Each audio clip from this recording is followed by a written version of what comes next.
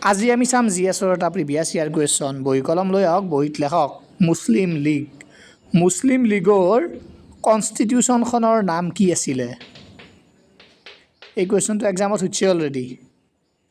কি আছিলে মনত ৰাখি থ'ব দ্য গ্ৰীণ বুক কি আছিলে মুছলিম লীগৰ কনষ্টিটিউশ্যন এতিয়া এক্সামত সুধিছে দ্য গ্ৰীণ বুক কেতিয়া ড্ৰাফ্ট কৰা হৈছিল আৰু কোনে ড্ৰাফ্ট কৰিছিল কেতিয়া ড্ৰাফ্ট কৰা হৈছিল 1907 চনত ড্ৰাফ্ট কৰা হৈছিল আৰু কোনে ড্ৰাফ্ট কৰিছিলে মোহাম্মদ আলী জিন্নাই ড্ৰাফ্ট কৰিছিলে এই তিনিটা পইণ্ট মনত ৰাখিব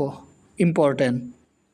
এই কুৱেশ্যনটো অলৰেডি CDSত সুধিছে চ' আহি থকা APSC বা ADI সুধিব পাৰে GSৰ মষ্ট ইম্পৰ্টেণ্ট কুৱেশ্যন এটা